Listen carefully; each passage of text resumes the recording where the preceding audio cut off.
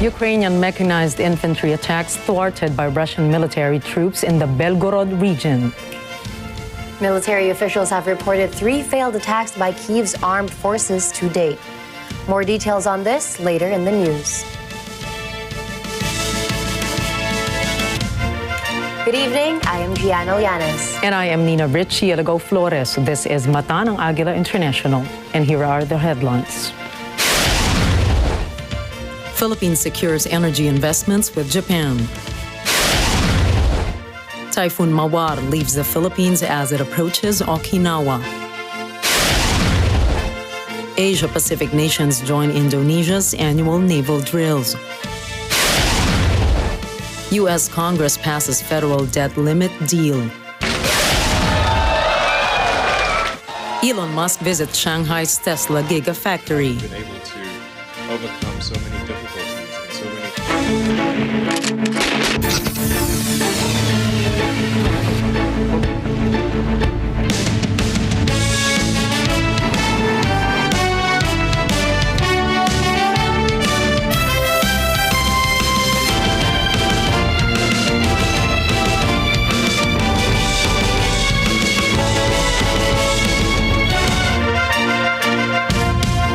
The House of Representatives issued a new 60-day suspension against Negros Oriental Representative Arnolfo Arnie Teves Jr. Randy Bernardino has the details. The House of Representatives approved another 60-day suspension without pay on Negros Oriental Representative Arnolfo Arnie Teves Jr. over his unapproved absences and refusal to return to the Philippines. With 285 yes votes, 0 no votes, and 1 abstention, the lawmakers adopted the recommendations made by the House Ethics and Privileges Panel. The committee said the unauthorized absences of Teves, aggravated by his act of seeking political asylum in Timor-Leste, resulted in his failure to perform his duties as a House member. These acts violated their code of conduct and also constituted disorderly behavior. The House revoked all the rights and privileges of Teves as a lawmaker for 2 months. He was also stripped of his committee membership.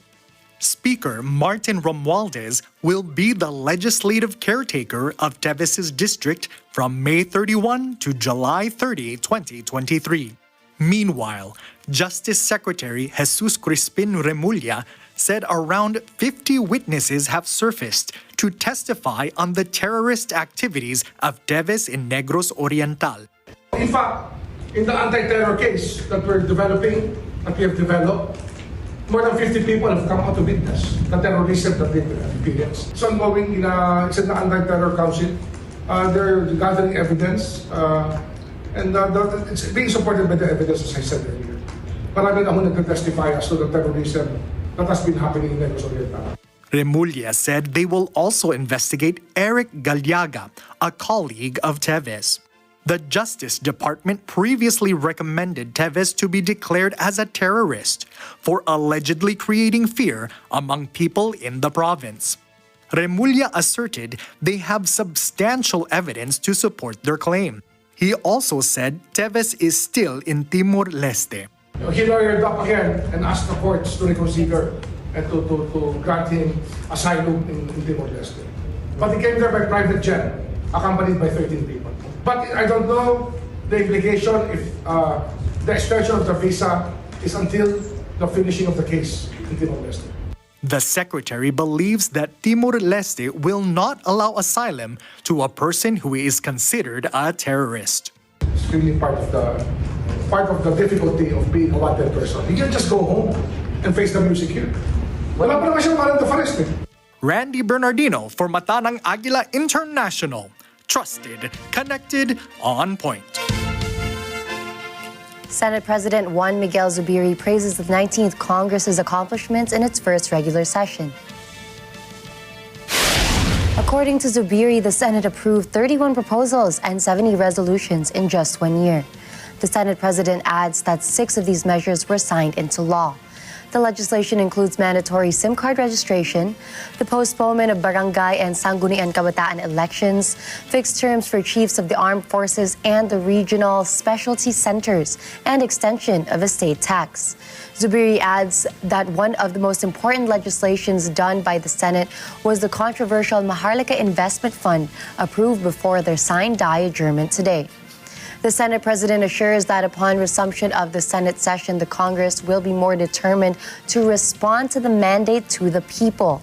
Zubiri says that the Senate will also continue to investigate important issues such as allegations of corruption and abuse in government agencies as part of their mandate. Zubiri thanks his fellow legislators for their cooperation to pass necessary laws for the development of the country. Congress will resume its session on July 24 with the second State of the Nation address by President Ferdinand Marcos Jr. And it is the people who have assigned us that role to be the final checkpoint before bills becomes law. They want our guarantee that every bill that passes here bears the Senate seal of great lawmaking. And I am proud that every member of the Senate has done their part in honoring our pledge to the people. We show up, we step up, we speak out every session day that the roll is called. We prefer head-to-head debates over hybrid sessions, where every senator worth his or her mandate participates, because we believe that without the full exchange of ideas, a legislature ceases to be deliberative. There's another thing which a scoreboard does not reveal: the courage to investigate abuses. The Senate formed a special committee tasked to oversee the rehabilitation of the Manila Central Post Office. On May 21st, a massive 30-hour fire gutted the historical post office building. The Bureau of Fire Protection said the estimated cost of damage to the building was around 300 million pesos. Senate President Pro Tempore Loren Legarda described the landmark's destruction as a profound loss for the Filipinos. She believed that rehabilitating the Manila Central Post Office is an important tribute to the past and a commitment to future generations. President Ferdinand Marcos Jr. meets Japanese firm directors to discuss possible investments in renewable energy projects. JD Mahinay for the details. President Ferdinand Marcos Jr. welcomes the Board of Directors of Japan Bank for International Cooperation, or JBIC, at the Malacañang Palace. The President, together with JBIC Chairman of the Board, Tadashi Maeda, talk about the firm's interest in forging collaboration with local counterparts. The partnership includes further utility of liquefied natural gas, or LNG, as well as the need to bring in other sources of energy. Maeda notes that the country needs to switch to more efficient energy sources such as hydropower, solar, and wind. President Marcos agrees with the firm's proposal. He cites that such investments to bring new sources of energy are what the country needs. One of the reasons the Maharlika Investment Fund was passed by the Congress. Maeda adds that JBIC is offering training to Filipino youth for future projects.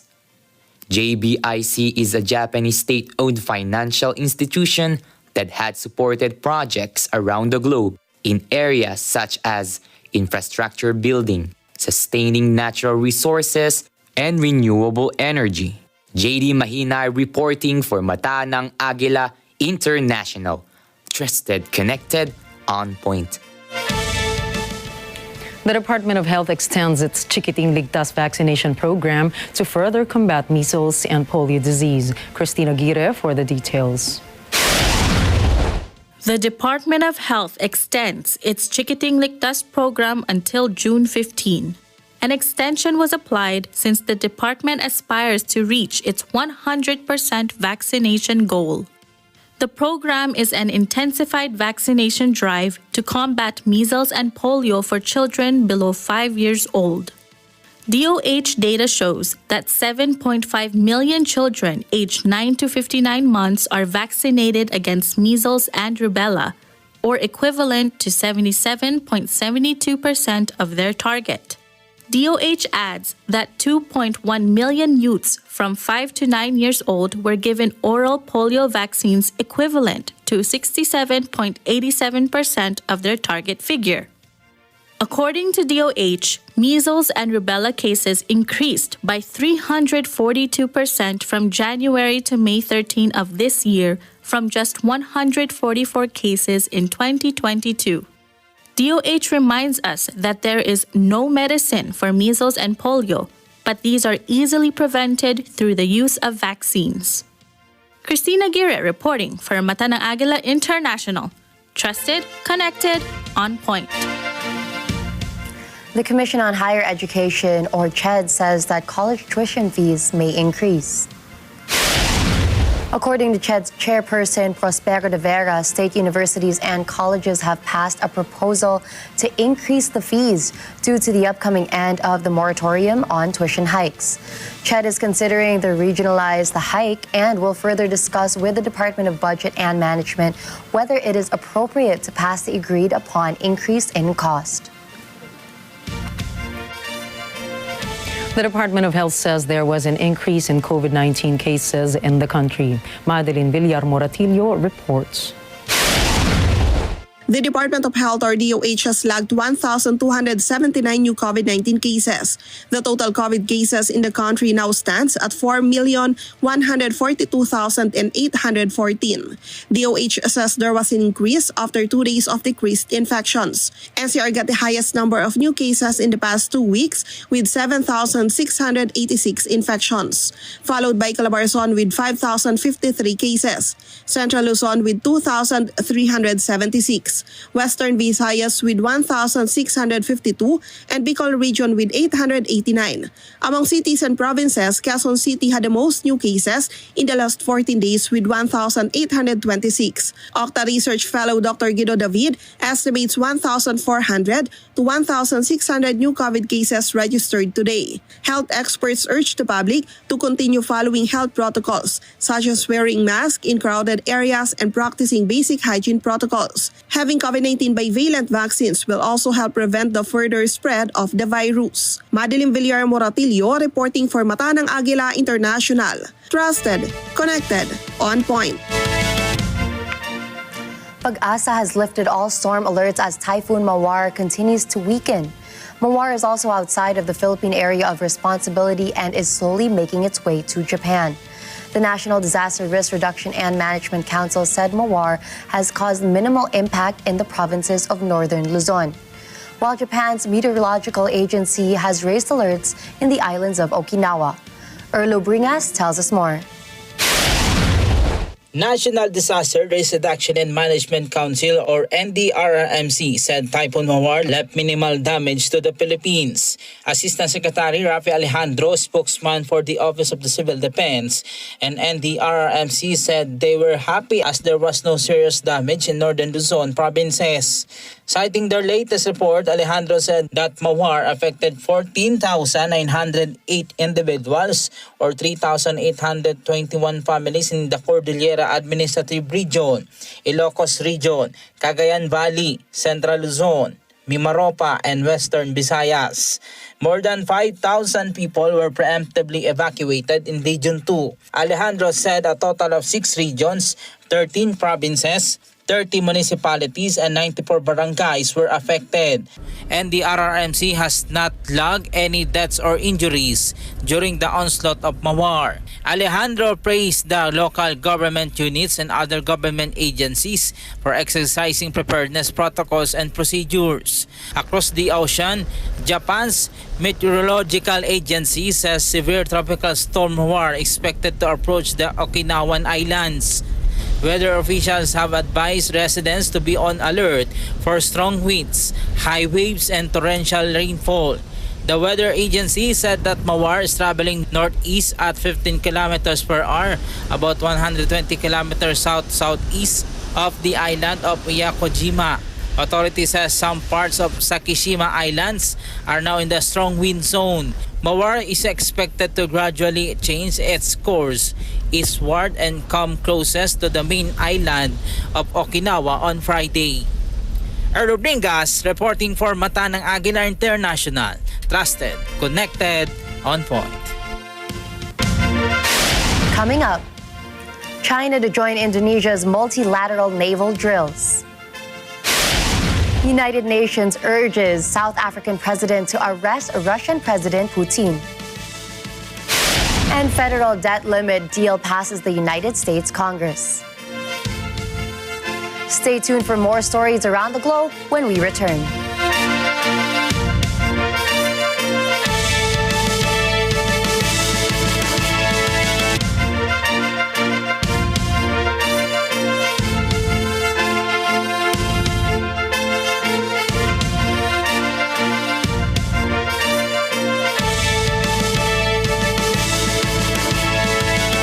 This portion is brought to you by 318 Automart, Arlex Trading and Construction Supplies.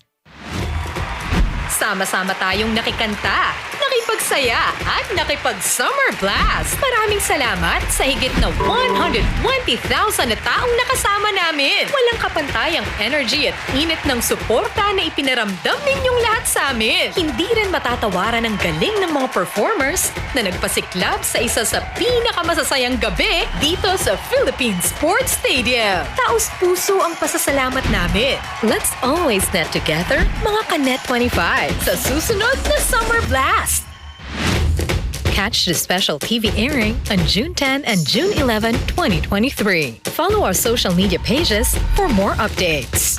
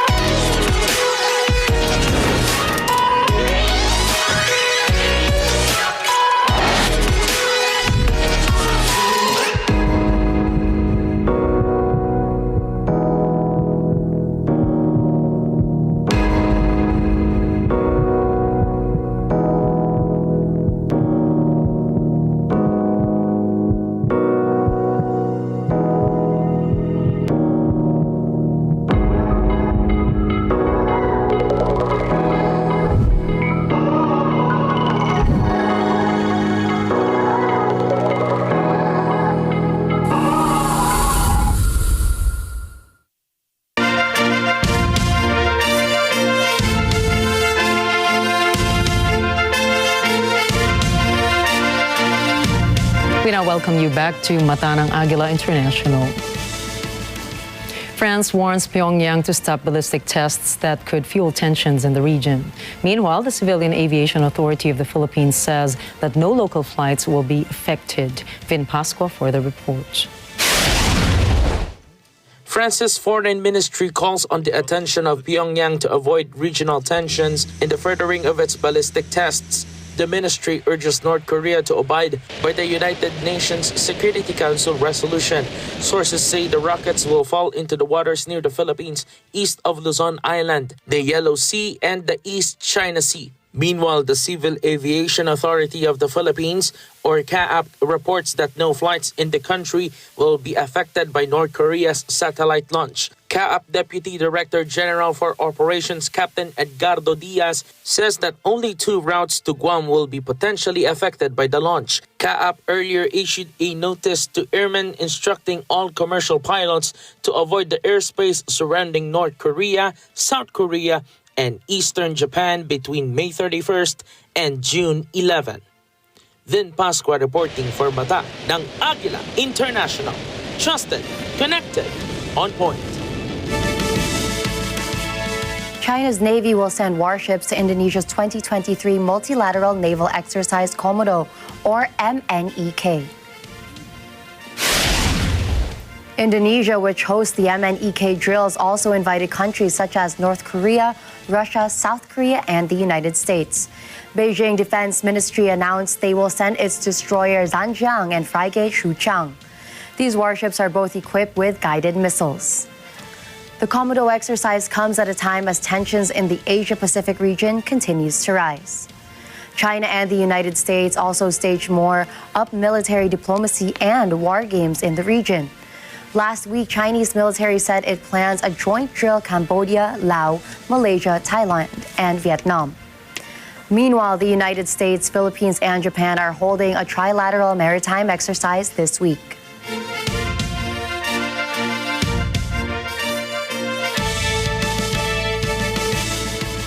Displaced Sudanese fleeing the war between the army and the Rapid Support Forces struggle to survive at shelters in the Red Sea city of Port Sudan. Kimi Oria tells us more. Displaced Sudanese families are crying for help. Their situation at shelters in the Red Sea city of Port Sudan is getting worse by the day. From lack of food and medicine, to sewage problems, to sleeping on floors. Children and the elderly are getting sick, and the lack of food is not helping. According to the representative of the Commission for Human Rights in the Red Sea state, aid packages have not been distributed yet. On Wednesday, Sudanese army forces blasted paramilitary bases with artillery in Khartoum after pulling out of U.S. and Saudi-brokered ceasefire talks. They accuse their foes of failing to honor their commitments. Mediators have blamed both sides for violating the truce, which was supposed to enable secure corridors for delivering aid to an increasingly needy population. Kimi Oria for Matanang Agila International. Trusted, connected, on point. The Qatari Prime Minister held talks with the Taliban in May. This signals a renewed effort by the Taliban to end its international isolation for their occupation of Afghanistan over 2 years ago. The talks took place in the southern city of Kandahar, which included a meeting between the Taliban Supreme Leader Haibatullah Akhundzada and Qatari PM Mohammed bin Abdul Rahman Al Thani. No details or official readout from the meeting have been released. According to state outlet Qatar news agency, Al Thani's visit came in the context of the country's political role in communicating with various parties. In addition to this, Qatari PM also pledged to facilitate relations between the caretaker Taliban government and the international community for the well-being and prosperity of the Afghan people. UN judges have sentenced two former Serbian spy masters who worked for Yugoslav ex-president Slobodan Milosevic to 15 years in jail. This is a result of the Hague Tribunal adding to their initial convictions for crimes dating from the Balkan Wars. Stanisic and Simatovic shared the intent to further the common criminal purpose to forcibly and permanently remove the majority of non-Serbs from large areas of Croatia and Bosnia and Herzegovina through the commission of the crimes. Appeals judges ruled that Jovica Stanisic and his subordinate Franko Franki Simatovic were responsible for crimes in several parts of Bosnia and Croatia due to their role in helping finance and training Serbian militias during the breakup of Yugoslavia. Stanisic and Simatovic were initially convicted in 2021 of narrower charges of aiding and abetting crimes, but prosecutors have been fighting to add espionage and conspiracy to commit espionage to their rap sheet. This marks the first time that Serbian state officials have received a definitive conviction for crimes committed in neighboring Bosnia during the 1992 to 1995 war. This was not a civil war, this was not an internal armed conflict, but an international armed conflict, where it was again established that political leadership from neighbor countries, here in particular from Belgrade, were involved in the planning of those large ethnic cleansing campaigns.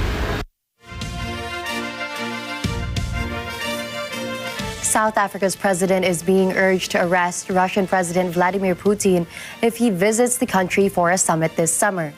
The BRICS summit is a meeting of representatives from Brazil, Russia, India, China, and South Africa.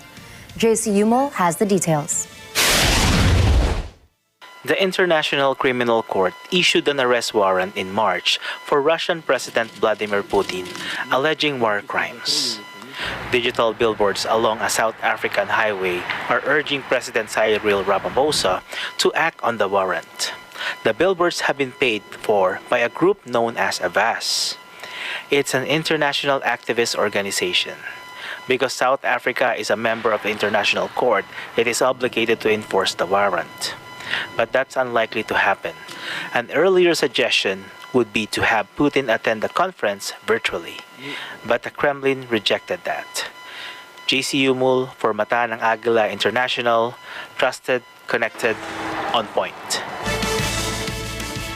President Faustin Archange Touadera of the Central African Republic has called for a referendum on a new constitution, allowing him to seek for a new term in office. Touadera announced this measure in an address to the nation posted on Facebook without saying when the vote would take place.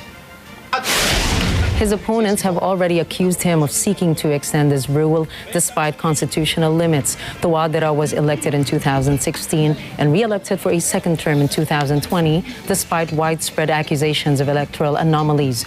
Last October, he removed the country's top judge, Daniela Darlan, in what critics denounce as a constitutional coup d'etat after she opposed presidential decrees aimed at revising the constitution.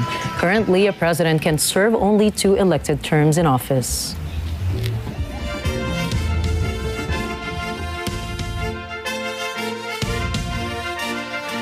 Turkish citizens held a day of protest Wednesday in Istanbul. The demonstrations marked the 10th anniversary of the Gezi protests against the president's authoritarian policies. David Oria reports. The Gezi protests a decade ago united hundreds of thousands of people against the policies of President Recep Tayyip Erdogan.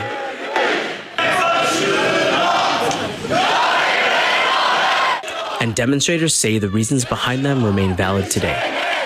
Local media reports the Communist Party of Turkey organized the rally in Gezi Park. Shortly after protesters began marching down a city street, police responded with pepper spray. Demonstrators hung banners reading, "Do not obey." Others chanted slogans such as, "Reclaim your country." Authorities arrested 37 people. With Erdogan's re-election, hopes have dimmed that jailed dissidents would be released. Several high-profile opposition figures remained behind bars. Their arrests came during a crackdown on dissent that intensified following a failed coup in 2016. David Oria from Mata ng Agila International. Trusted, connected, on point. Russian forces receive hours of simulation training before they are sent to the battlefields. From Russia, RT correspondent Igor Zhidanov reports. This warehouse is packed with T-72 tank simulators. Inside, trainees see everything exactly as they would in a real machine. A system of hydraulics even emulates the terrain. We are in the simulator training complex where the tank company conducts a comprehensive training session on the T-72 B3 tank simulators. They can be used to simulate any situation in any season, in any theater of war at any time of day. This is where the simulation exercises are carried out. There are foreign-made ATGMs and Javelins here. We study their tactical and technical characteristics, such as action and counteraction with the staff. This warehouse is just one of many. Others store infantry fighting vehicle simulators, surface-to-air missile systems, and Russia's most advanced anti-tank guided missiles. Here we have an operator training on the Cornet simulator, which is critical now that the Leopard tanks have appeared in the war zone. The Cornet missile has armor-piercing capabilities of 1,000 millimeters, making the Leopard less of an obstacle. And of course, any training would be incomplete without the cornerstone course, first aid. There's no way really one could overestimate its importance. This training site is used to practice tactical medicine. Why tactical medicine? Because no one is immune from harm. in the immediate vicinity of combat operations or on the battlefield. Self-care and mutual aid are the most important aspects. As we know, around 80% of people who are injured are losing blood and do not have time to help themselves or their comrade in arms. These wounds include both gunshot wounds and shrapnel wounds. The first thing to do is to stop the bleeding. We have a concept called the golden hour. This refers to the time we have to help ourselves before losing consciousness. Since the start of the year, over 117,000 volunteers joined the ranks of the Russian army. All of them have to be properly trained before deployment. The commanders at this test site have heaved the most of this burden on their shoulders, and it's hard to imagine a facility fit better for the purpose. Amir Gazdanov reporting for RT.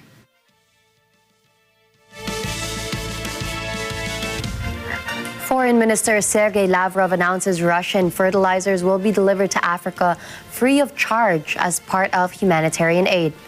From Mozambique, RT News correspondent Oksana Boyko reports. Russia is the world's top supplier of both wheat and fertilizers, and some of those exports are being blocked by Western sanctions. Now, there is one case in particular. Last year, a very large batch of Russian fertilizers was seized by the European Union, in fact, by Latvia, roughly 300,000 tons, and it took many, many months with the UN mediation to have them released. Here's what Sergei Lavrov had to say about this. Burundi, like many other African countries, is in dire need of fertilizers, and they want the supply of Russian fertilizers to continue and expand. We are ready for this. As you know, last September, President Putin said we're ready to transfer free of charge 300,000 tons of our fertilizer illegally seized at EU ports to African countries. However, the EU leadership, in full accordance with their colonial practices and habits, blocked this initiative. It took 6 long months to send at least the first batch of 20,000 tons to Malawi, and recently there was another shipment of a comparable amount of fertilizers to Kenya. The same delivery is planned to Nigeria in the near future. Many Africans, including Mozambique, where I'm standing right now, have taken a position of neutrality on the Ukrainian conflict. Some of them have proposed peace initiatives, which so far remain unexplored, let's put it diplomatically. But overall, Russia intends to develop its relations with this continent. In fact, in its new foreign policy concept issued roughly 2 months ago, it was said that the Russian Federation is intending to make sure that Africa becomes a distinct and influential center of global development.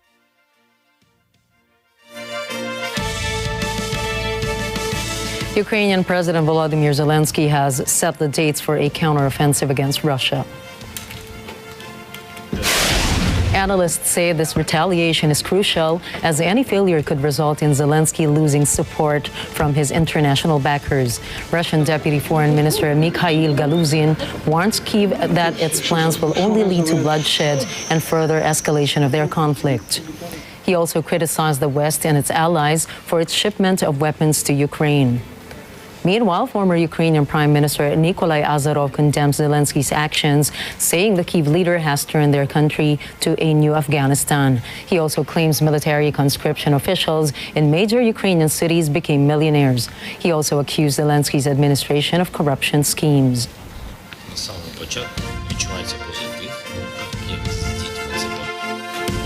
Tap water in Uruguay has become too salty to drink as a result of severe drought.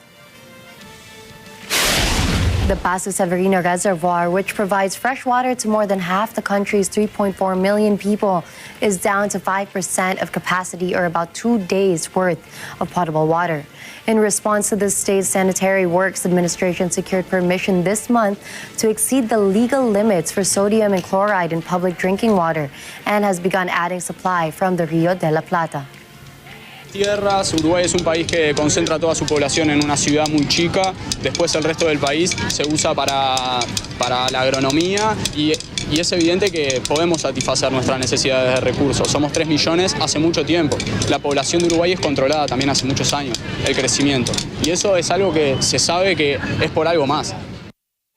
Rio de Plata is the estuary where the freshwater of the Parana and Uruguay rivers meets the salt water of the Atlantic Ocean. As a result, the amount of sodium in tap water has reached 421 milligrams per liter, more than twice the World Health Organization recommendation, and more than 10 times it has been historically. Critics have called this move a weak reactionary measure, as the government should have been able to combat this by building more dams or desalination plants within their country. Hay una estrategia política detrás de esto muy clara y un interés político que mucha gente dice que es para privatizar el agua y que yo creo que podría ser así, porque realmente si no, un gobierno, ellos sabían que estábamos llegando a este punto y no hicieron nada. Entonces, algún interés detrás hay, me parece. It was a crucial night for the U.S. government on Wednesday. The members of the House of Representatives placed their votes about raising the nation's borrowing limit. Arlene Ocampo in Washington has the details.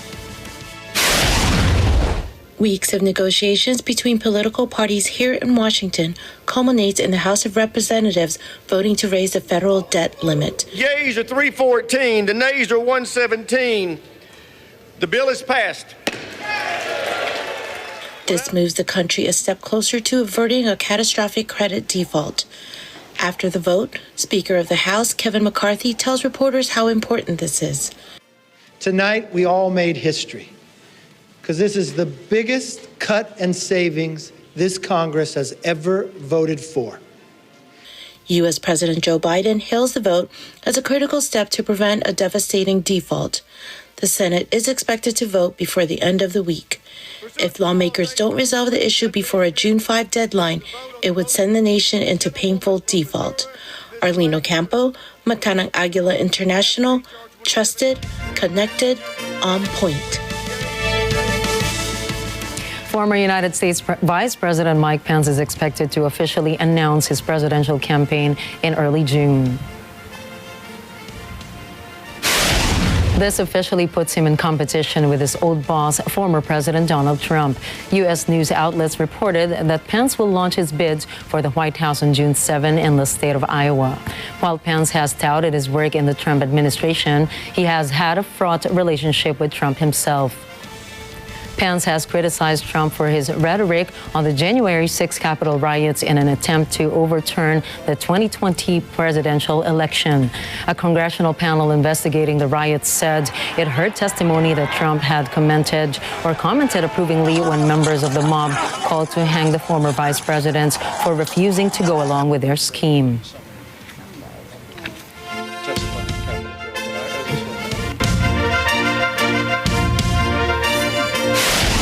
Up next, Indian Manipur tribe staged protests against ethnic violence.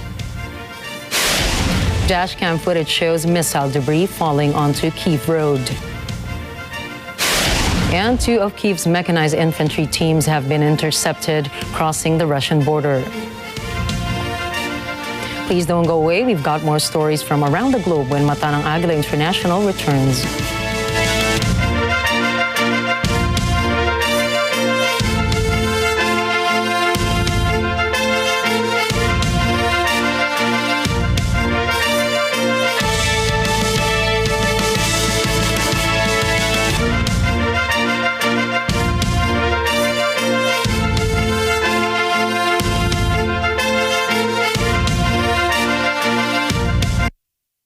This portion is brought to you by Final Match Security and Investigation Agency. Ang datos na 36.6% Filipino adults na sobra sa tamang timbang, nako mga Kanet 25, hindi po biro ang figures na yan, ha? Hindi ako makapagsintas. Magbabasketball ako, konting baba, hingal na kagad. Sabi ko, mamamatay talaga ako na maaga. We have a predisposition to have more diseases. Ang mga taba kasi nandito sa trunk natin, yun ang nagkakos ng sakit. I want to fit into my clothes. So ano kayang pwede kong gawin? Tapos, after a while, sabi ko, uy, parang may magandang nangyari. Ano kaya ang mga rason sa likod ng paglobo, di lang ng bilang hindi, pati ang katawan ni Juan? Mag-reality check tayo.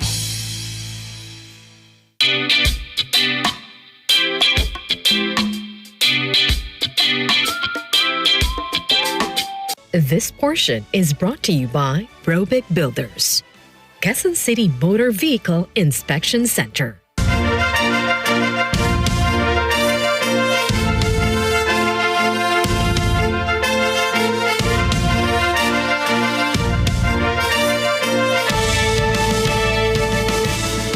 Israel's Foreign Minister Eli Cohen said Hungary would become the first European Union state to move its embassy to Jerusalem. This announcement comes as he meets with Hungarian Foreign Minister Peter Szijjártó in Budapest, with the latter declaring that cooperation between Hungary and Israel has reached a historic peak. Szijjártó criticized the EU policy as biased towards the state. He also vowed to continue to support the state within international institutions. The Hungarian FM also told the public that Budapest would appeal to the International Criminal Court in The Hague to thwart any attempts to have them condemned. Cohen is scheduled to visit the 4 European countries, Croatia, Slovakia, Hungary, and Austria, and is slated to meet Hungarian President Katalin Novak. Hundreds of tribesmen from India's Manipur staged a protest seeking the government's intervention in the northeastern state to contain violence and end the ongoing tensions within the region. The Tribal Solidarity March was a symbolic event for the tribals to let the world witness that they were law-abiding citizens. They said that they were compelled to protect their tribal land against the treacherous tactics adopted by the state to deprive the tribe of their ancestral land. The protest demonstration comes at a time when India's Federal Home Minister Amit Shah is in Manipur in an effort to restore normalcy in the northeastern state. Scheduled tribes in India are officially designated as disadvantaged socioeconomic groups. They are given special provisions in education and the job market with the aim to improve their lives. A former member of Australia's elite Special Air Service Regiment lost a landmark defamation case. Ben Robert Smith is accused of murder, domestic violence, witness intimidation, and war crimes. He sued 3 newspapers for 2018 reports that allegedly involved him in the murders of unarmed prisoners in Afghanistan. Robert Smith denied the allegations and launched a multi-million-dollar defamation case in response. But after 2 years of proceedings, Justice Anthony Bescano ruled that the papers had proven their allegations to be substantially true and dismissed the case against them. Before the trial, Robert Smith had been Australia's most famous and distinguished living soldier. He won Australia's highest military honor for conspicuous gallantry in Afghanistan while on the hunt for a senior Taliban commander. Dashcam footage shows the moment a missile debris crashed down on a street in Kyiv. The incident happened on May 29 and came during a rare daytime attack on the city. No injuries were reported. It was intercepted by air defenses before it could reach its target. The fragments were later collected by police for further investigation.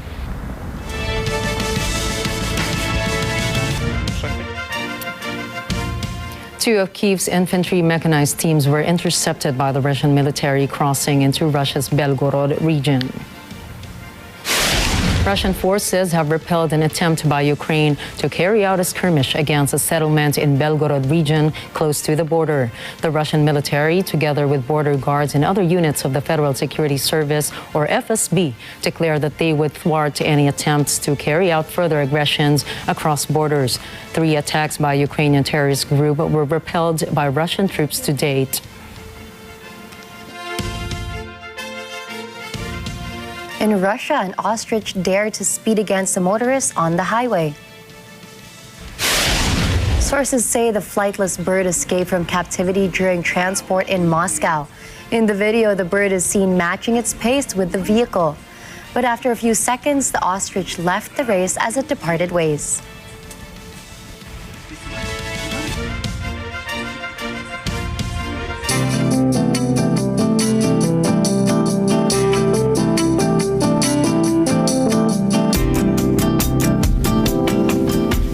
Safety experts from South Korea visited Japan's wrecked Fukushima nuclear power plant.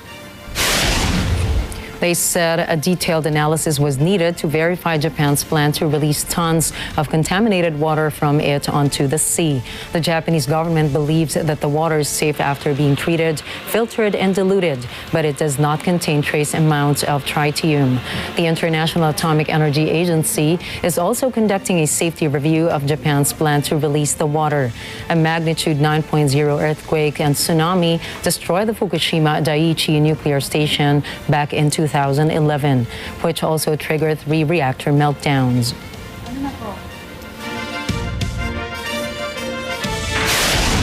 Coming right up, Elon Musk visits Shanghai's Tesla Gigafactory. A wooden car joins auction in Turin. And singer-songwriter Sia reveals autism diagnosis. Catch the latest in business, sports, and entertainment. Mata ng Agila International will be back.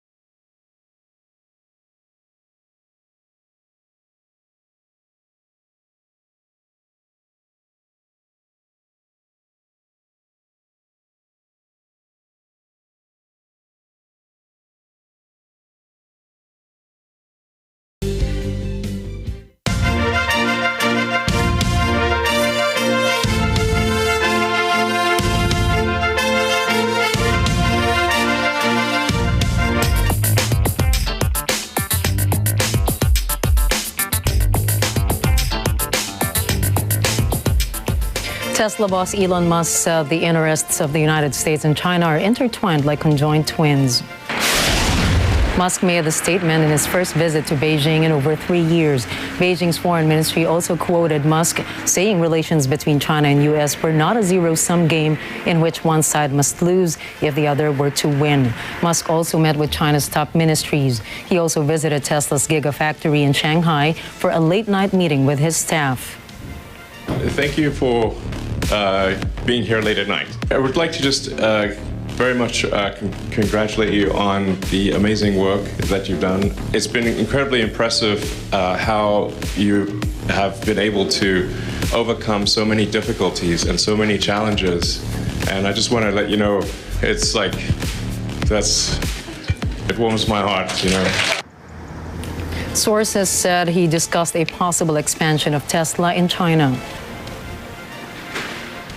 And I tell people throughout the world, the cars we produce here are not just the most efficient for production, but also the highest quality. I just feel like there's so much that gets accomplished. There's so much positive energy for getting things done that actually, I think, will be very important, not just for Tesla, but also for the world. Musk's jet took off from Shanghai's Hongqiao Airport on Thursday and was bound for Tesla's headquarters in Austin, Texas. In Seattle, Washington, workers of e-commerce giant Amazon walk out to protest things they claim are not right with the company. Ariel Castro reports. I just want to go ahead and talk. Amazon workers at the company's headquarters in Seattle, Washington, hold up signs reading, "Amazon, strive harder." This during a walkout event to protest return to office requirements, recent layoffs, and climate commitments. Former Amazon employee and co-founder of Amazon Employees for Climate Justice, Eliza Pan says the protest is happening because a lot of Amazonians feel in their gut that something is not right with the company. Pan says Amazon tech workers still want to stay in the company and its direction, that they still want to have a part in making important decisions affecting their lives. She also mentions the increase in the company's carbon emission. Amazon's carbon emissions have increased 40% since the climate pledge was first announced. And that's while severely undercounting and underreporting the emission numbers. Based on Amazon's latest annual report, the company employs approximately 1,541,000 full-time and part-time employees. Ariel Castro for Mata ng Agila International, trusted, connected, on point. A car made out of wood joins the auction in Terrain. Carpenter, joiner, and car enthusiast Michel Robillard puts up his Citroën 2CV with an approximate opening price of 150 to 200,000 euros. According to Robillard, his idea to build his 2CV started in 2011. Robillard poured 5 years of work into his 2CV, which he successfully completed in 2017.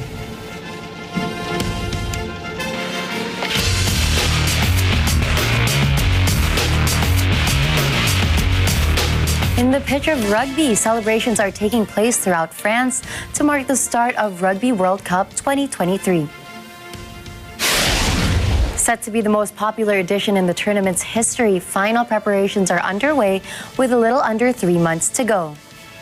The Webb Ellis Cup arrived in Paris and will be passed from last year's world champions, South Africa, to tournament host France.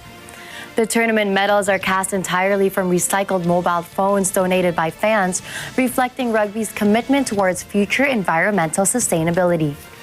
Meanwhile, in New Zealand, All Blacks manager Darren Shand has announced that he will be leaving the team after the 2023 Rugby World Cup. He was part of the golden era when New Zealand won the tournaments in 2011 and 2015 and were the top-ranked team in the world for a decade. The Rugby World Cup 2023 will kick off on September 8 until October 28, 2023, where it aims to have a positive impact competition, setting social responsibility and sustainable development for major international rugby events. In the French Open 2023, women's world number 2 Aryna Sabalenka and former men's world number 1 Novak Djokovic were victorious in the second round of their divisions. Aryna Sabalenka is going to the third round after winning over her compatriot Irina Shamanovic in 2 sets, 7-5 and 6-2. The 25-year-old has struggled in previous years and has never made it past the third round. Sabalenka will face Russian Kamila Rakimova in the third round of the women's singles. Meanwhile, for the men's singles, Novak Djokovic is also moving on to the third round after winning over Martin Foksovic. He defeated Foksovic in 3 sets, 7-6, 6-0, and 6-3. With this win, Djokovic remains on course for a record-breaking 23rd Grand Slam title. He will face the Spaniard Alejandro Davidovich Fokina in the third round.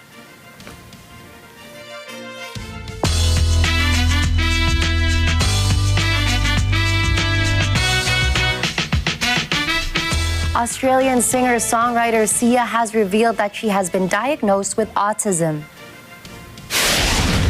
2 years after apologizing for her depiction of the condition in her film Music, Sia expressed a sense of relief upon receiving her diagnosis. Sia, whose real name is Sia Furler, is well known for hits like Chandelier, Titanium, and Cheap Thrills. However, her foray into filmmaking with Music in 2021 drew criticism for its portrayal of autism.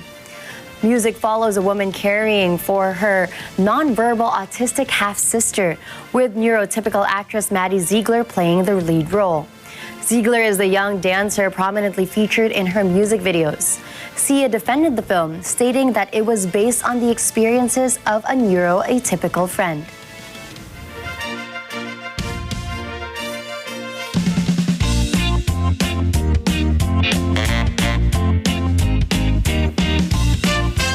In Cyprus, a traditional delicacy known as sweet spoon will unleash your cravings. Nikki Agathocleus runs a company that makes sweet spoons. According to Agathocleus, the traditional sweets are made from fruit preserves consist of grape juice, apples, quinces, and wheat. She adds that it takes 15 days to prepare the delectable dish. Agathocleus notes that sweet spoons are a sign of hospitality in every household on the Mediterranean island.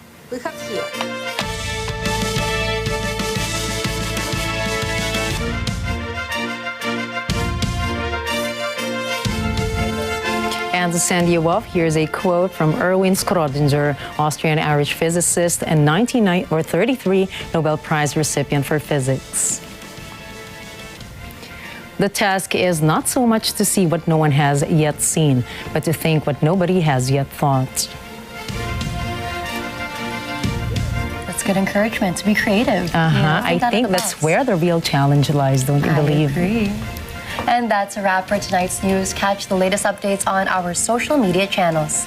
I am Gianna Llanes. And I am Nina Richielago Flores. This is Mata ng Agila International. Trusted, connected, on point.